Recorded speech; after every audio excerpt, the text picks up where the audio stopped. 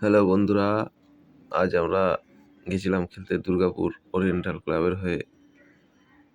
Club থেকে বাসের ব্যবস্থা করেছিল। চললাম আমরা, গিয়ে পালসিটে আমাদের কিছু গুরুত্বপূর্ণ খেলোয়াড় যাদের জন্য আমাদের দাঁড়াতে হয়েছে। তো এই আমাদের টিম, অর্ধেক টিম, বাকি টিম ওদিক থেকে আসছে। আমাদের কাদন গ্রুপ, যারা পুরো দলবল নিয়ে আসছে আমাদের সাথে। এই আমাদের 7 ভাই চম্পা কাদন গ্রুপ, যার ক্যাপ্টেন কাদন হাত দেখাচ্ছে যে ছেলেটা। আবার চেয়ে পড়লাম। যাওয়ার পথে কিছু সুন্দর মুহূর্ত।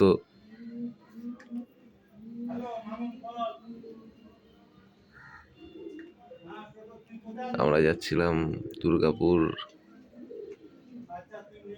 রাজবাগ গোপালপুর জাতীয় সংঘের ক্লাবের মাঠে আমাদের খেলা ছিল। সম্ভবত ওখানকারই কোনো একটা টিম, তাদের সাথে আমাদের ফাইনাল ছিল। বাইপাসের রাস্তা ধরে আমরা যাচ্ছি, মেন রোড থেকে নেমে গেছি, দুর্গাপুর হাইওয়ে থেকে নেমে বাইপাসের রাস্তা ধরে যাচ্ছি, গোপালপুরের দিকে ঢুকবো। সেই সময় মুহূর্ত, জায়গাটা খুব সুন্দর,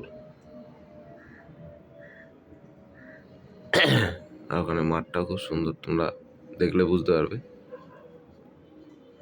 এখানকার মাটিটা একটু আলাদা রকম, লাল মাটি, যেটা একটু আমাদের এখানকার মতো মাটি না, মানে হুগলি এদিককার এলাকার মতো না। মাঠটা দেখো বন্ধুরা, মাঠটা দেখলে খুব দারুণ মাঠ। এই সময় এত সুন্দর মাঠ, এত বড়, খুব ভালো মাঠ। দেখো, এখনো পর্যন্ত কোনো দর্শক এসে পৌঁছায়নি। দর্শক আসবে, আর ঘন্টা খানিকের মধ্যে দর্শক পুরো ভর্তি হয়ে যাবে। দর্শক, প্রচুর দর্শক হয় মাঠে। ওদিকের বার পোস্টটা দেখা যাচ্ছে, ওদিকের বার পোস্ট। মাঠটা এতটাই বড়, জুম না করলে ঠিক করে বোঝা যাবে না।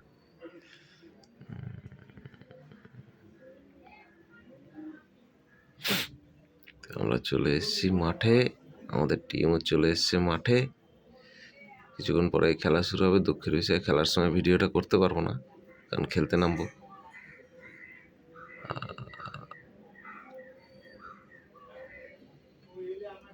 তোমরা দেখতে হবে চ্যাম্পিয়ন হয়ে কি রানার্স হয়ে, খেলার শেষে বুঝতে পেরে যাবে। থ্যাংক ইউ বন্ধুরা।